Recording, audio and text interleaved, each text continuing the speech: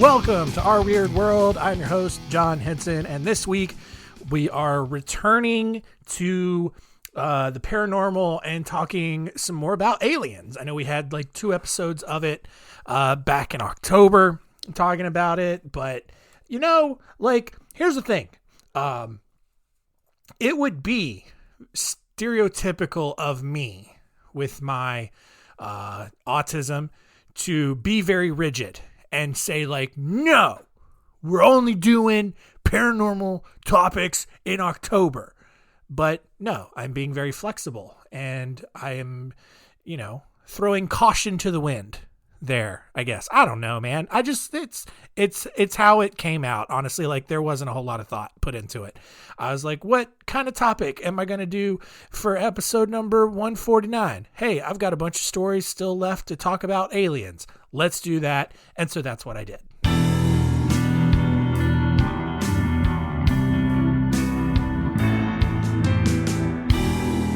Story time. I don't even know why I'm defending myself to you people. It's not like you're paying me to get I don't know. Whatever. Who cares? We're looking at 3 stories this week. Stories of Gordon Cooper, Robert Taylor, and our first story here of George Adamski, who was born to a Polish family in 1891 in Bromberg, which at the time was part of the German Empire. I don't know what part of the world it is now. It's not really important to the story, honestly. And that's because his family quickly immigrated to the United States, started a new life in New York City. George eventually joined the U.S. Cavalry Regiment and fought during the Pancho Villa expedition after Villa's attack on the New Mexican town of Columbus. After that, he got married in 1917 and then just kind of worked various jobs around Wyoming, California, and Oregon. He also started dabbling with the occult and quickly gained the reputation of being just a really charismatic, strong leader. And he started to kind of amass this following, and he would kind of teach this mix of Christianity and other Eastern religions that he called universal progressive Christianity. And like, look, here's the thing. This doesn't have to get political, but the majority, I think, of Christian, at least like modern Christian thought, is aligned with the right. But like, ironically, like if you look at a lot of what Jesus taught, like Jesus was very left leaning, at least socially.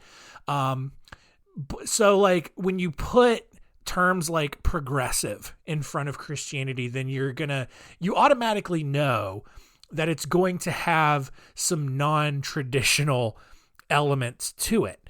And if you are able to pick up on context clues, which I would hope you are,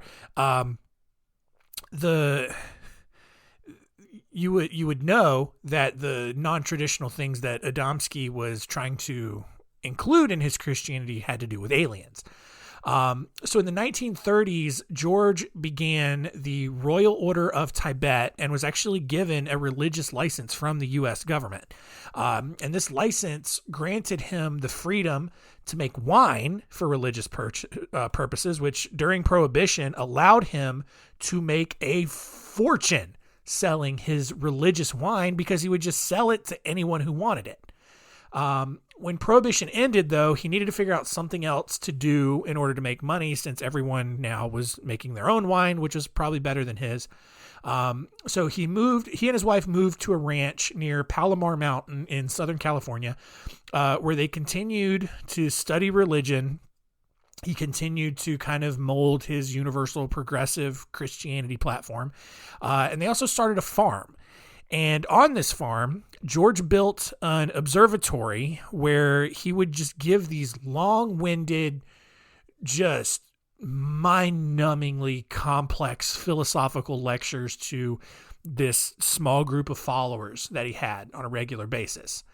Then on October 9th, 1946, George and a group of friends were watching a meteor shower when they saw a cigar-shaped aircraft. If you remember back in October, The Chiles Witted encounter described kind of a cigar-shaped spaceship. That's just, it's interesting. Who knows, guys? The craft then reappeared the following year, and George actually had his camera on him and took a picture of it. However, that picture is next to impossible to find. I haven't found it yet. And then that summer, along with the return of that cigar-shaped craft, he claimed to have seen 184 different UFOs pass over his property in one evening. Was it just another meteor shower? I don't know. When the news of this encounter got out, he started giving lectures to various organizations throughout California, and he started charging for his appearances. Because he needed to make money because he wasn't gonna have like a regular job, you guys. And so then, because he's doing these presentations and these speeches, he starts making like super bold claims, such as like the government officially recognized UFOs in 1945 after tracking a 700-foot long spacecraft beyond the moon, which didn't happen. He also said that all of the planets in the solar system were inhabited, not true, and that the canals on Mars had been discovered, and they were very clearly man-made. Also not true. On November 20th, but see, look, I mean, like, this is in the 1950s, early 1950s. You can't fact-check people when they say stuff like this. Like, you can fact check it now because we have the internet. Back in the 1950s, anybody could just get up on stage and you basically had to believe them because you still had faith in humanity to kind of vet the people that kind of got into some sort of position of authority. Right? And so you just had to believe whatever. And that is probably why we have so many problems today, because we as humans have lived for centuries without any kind of fact checking whatsoever, because we were, for a while there, we were illiterate and we just had to listen to what people told us. And then even when we got the ability to read, it was, what were we going to do? Right? Like, we're not going to actually read the Bible or the Constitution or all of the other historical documents that we could to fact check what someone was saying. Nah, we still took them at their word. And even today, it's mind-boggling how many people will just listen to what a politician or a preacher or any sort of other speaker says and just was like, yeah, that seems reasonable. I totally believe everything this person was saying. And they don't use the internet to fact check them. Like, I don't want any of you listening to just blindly believe everything I say. Like, I'm flattered that you trust me, that I'm not going to lie to you, or at least when I do lie to you, I admit it. But just like, yeah, like if I say something that sounds crazy, go look it up for yourself. Like, I think all of my stuff is factual. Like, I'm not over here purposely trying to deceive people, but that's exactly what everyone else would say. So how do you guys know I'm not making up all this stuff as I go right now? Because none of you have ever heard of George Adamski, right? I could just be making up this whole story as I go. So it's like, you could fact check me if you want. Anyway, I don't know where I'm going with that. I just kind of had that aha moment, like, oh yeah, that's why society is insane, seemingly all of the time, because no one takes the time to learn things on their own anymore. So anyway, where were we? On November 20th, 1952, George and a group of friends were out in the Colorado desert when they saw what looked like a submarine flying through the sky. George then somehow made the leap that the ship was looking for him. So he broke away from his friends and found like a secluded area out away from the main road where a smaller scout ship came out of the bigger aircraft that they had seen and landed near him. And then the pilot of this little ship came down and introduced himself as Orthon, a blonde-haired, tan-skinned, human-like creature. And this is exactly what the story is. Orthon began communicating telepathically with George and warned him of all of the dangers of nuclear war, which was really convenient messaging, considering the United States and Russia were like in the middle of detonating the most powerful nuclear weapons they could make in that moment. Orthon also refused to be photographed because, of course, he did, and instead basically just asked for a blank photographic plate, like those old, I think they were like steel or aluminum plates that people used to use for, photography. And so George apparently just had these on his person and gave Orthon one. And so Orthon took the plate and returned it the next month with just this variety of strange, unrecognizable symbols. And he handed it to George and then just got back on his ship and was going to leave. And as Orthon flew away, George actually took a photograph of his ship, of Orthon's ship. And this picture actually can be found in a lot of places. However, skeptical people, or just people who can think critically, argue that George's photograph is just an up-close picture of a surgical lamp. And if you Google George Adamski UFO, it's one of the first images you'll see. And yeah, like you will not see a spaceship. You will just see an old-timey, like 1940s surgical lamp, because it's exactly what it was. George, however, he continued lecturing and producing quote-unquote official documents from the United States government purporting their admittance and acceptance of UFOs, which eventually got the attention of the FBI, because they were not super impressed about it. The government, guys, if you didn't know, the government does not like it when you pose as them. It's very illegal, to pose as like a police officer or a CIA agent or an FBI agent. So the government told George to cut it out. George did not. And in May of 1959, George was actually invited to the Netherlands to meet with Queen Juliana.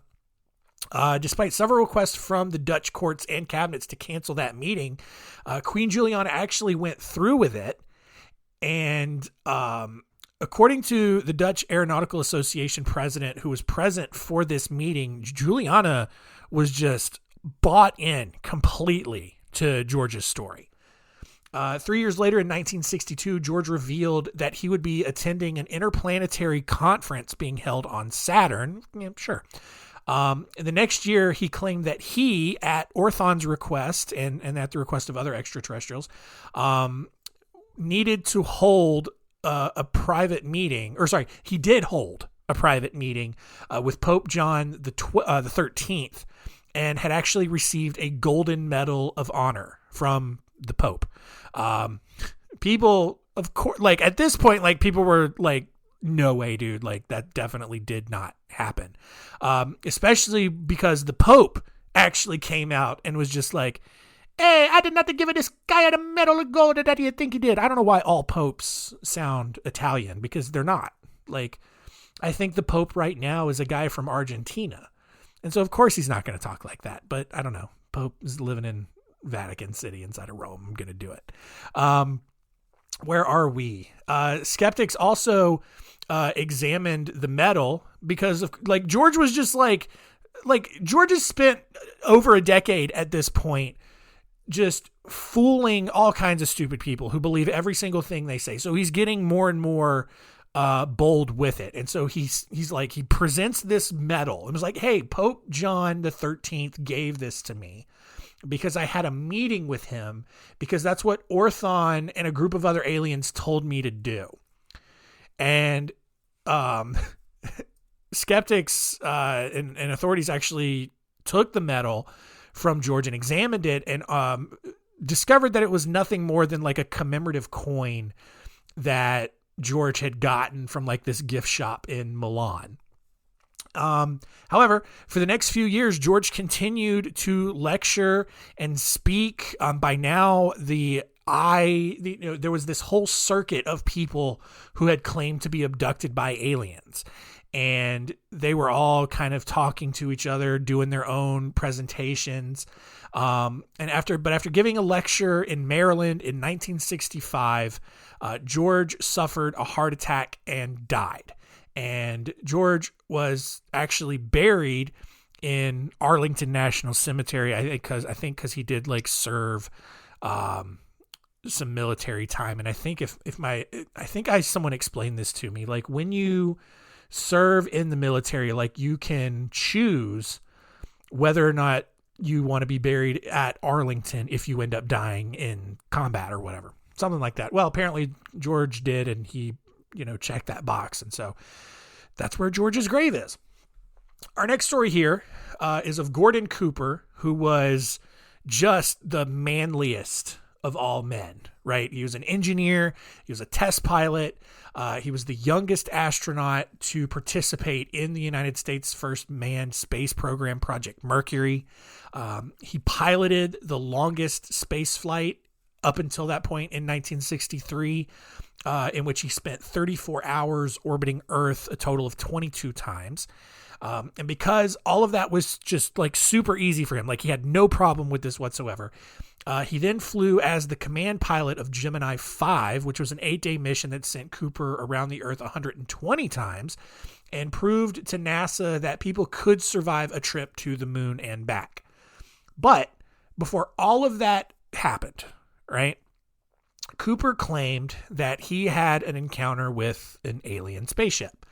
In 1957, Cooper was sent to the Experimental Flight Test Engineering Division at Edwards Air Force Base in California. On May 3rd, he and his crew were setting up a precision landing system that included a camera that would take pictures at 1 frame per second to capture a landing aircraft. And that just sounds like the most archaic technology ever. Because like our phones can do 60 frames per second now. And like in 1957, they're using futuristic technology going 1 frame per second. After returning from a break, 2 crew members, James Biddick and Jack Geddes, told Cooper that they had seen a strange saucer-like craft that made no sound when it landed or took off.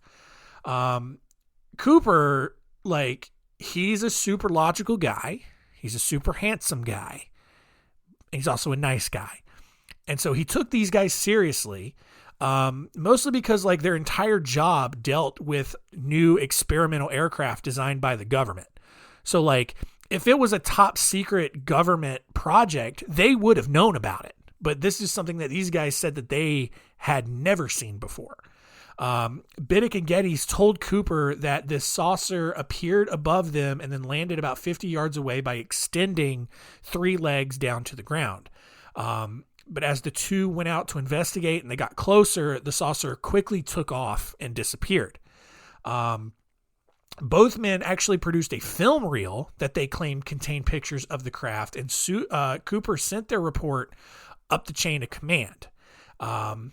There was a general who has conveniently been remained anonymous throughout all of this, ordered that the film needed to be developed, but that no prints could be made of it. Cooper was then given a locked pouch and ordered not to look inside. But guess what? Cooper did it anyway because he's a renegade. He's a maverick. He's gonna get to the bottom of this. He claimed that these photos were excellent quality and appeared exactly the way that Biddick and Geddes had described. Cooper expected a full investigation from the government into whatever this thing was, but nothing ever happened. And until the day he died in 2004, Gordon Cooper maintained that there was a gigantic cover-up of UFOs. He also knew of hundreds of other reports that were made by other pilots, including his own in 1951 as he flew over West Germany, that were never investigated. He did end up testifying as part of one investigation in 1978, but then nothing was ever revealed. And so maybe there are some classified documents that can come out at some point, but Gordon Cooper, like by all accounts, totally level-headed, like not crazy at all, and this dude believes something fishy was going on. So that's interesting. Admittedly, like, if you remember back from the episodes in October, I was pretty staunchly against the belief that aliens had come to Earth and were abducting people. But this one, I can fully admit, is a good tally mark on the side of maybe. So who knows?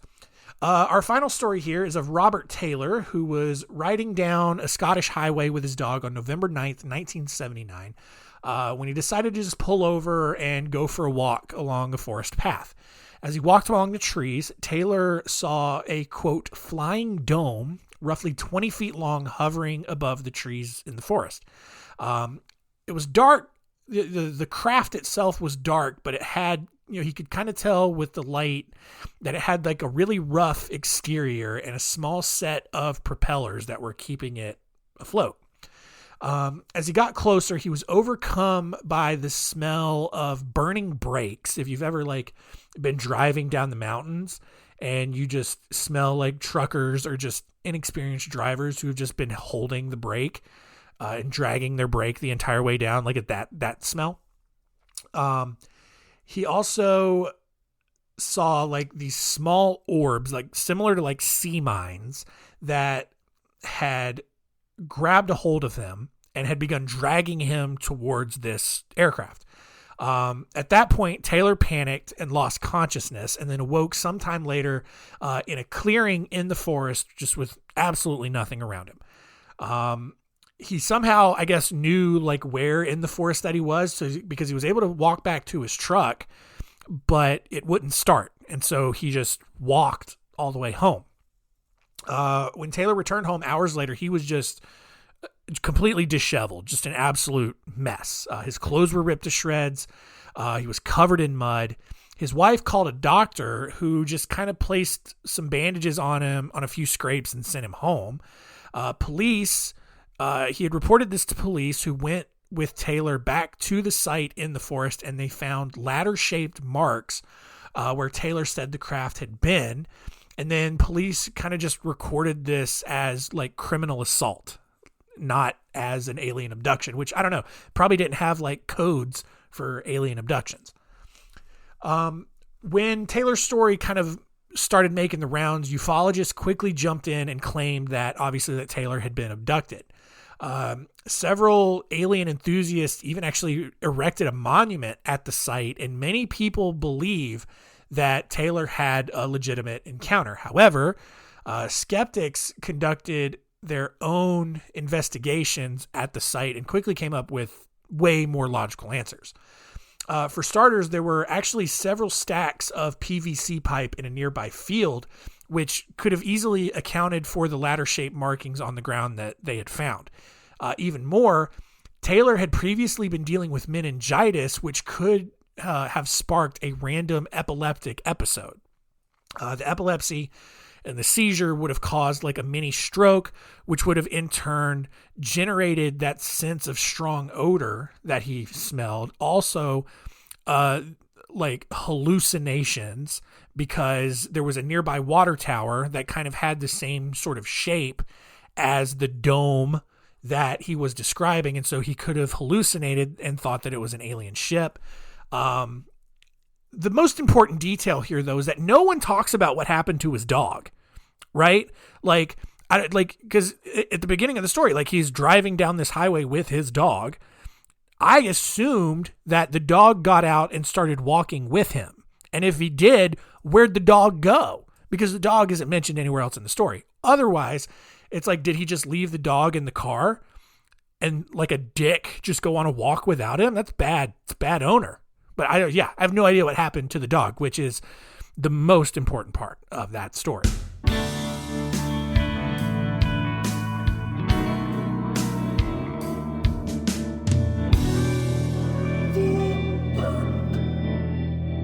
All right, there you go. Another round of alien stories complete.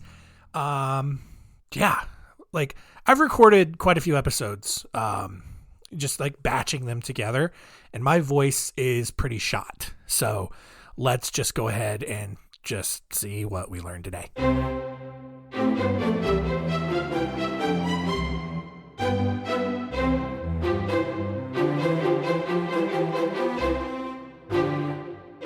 What did we learn? Number 1, George Adamski was a certified crazy person who somehow conned a bunch of people to believing that he had met this alien named Orthon and that they were best friends and that I don't know, man, just he was a crazy person because no way any of that's true, right?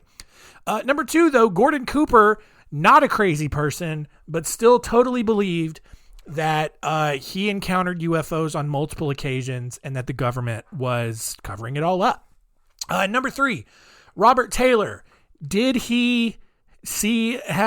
he abducted by aliens, or did he have an epileptic seizure caused by meningitis? Probably that one.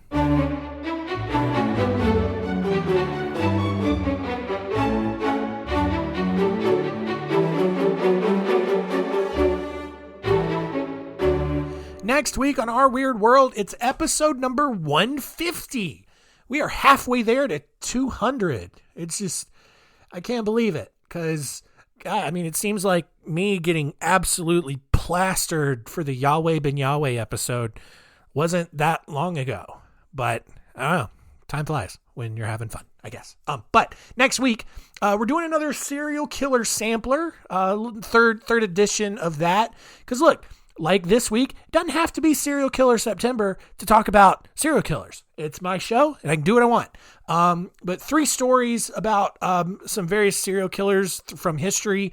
We'll look at the stories of Keith Hunter Jesperson, Tommy Lynn Sells, and Carl Panzram. So those will be horrifying and fun all at the same time, and I'm really looking forward to it. So that's going to do it. Thank you all for continuing to listen. Keep telling all of your friends and keep it weird.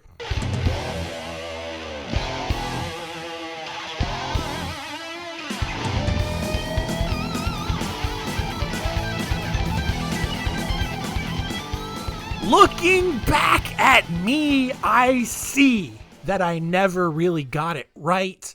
I never stopped to think of you. I'm always wrapped up in things I cannot win. You are the antidote that gets me by, something strong like a drug that gets me high. I never really wanted you to see the screwed up side of me that I keep locked inside of me so deep, it always seems to get to me. I never really wanted you to go. So many things you should have known. I guess for me, there's just no hope. I never meant to be so cold. What I really meant to say is I'm sorry for the way I am. I never meant to be so cold. Never meant to be so cold. What I really meant to say is I'm sorry for the way I am. I never meant to be so cold. Never meant to be so cold.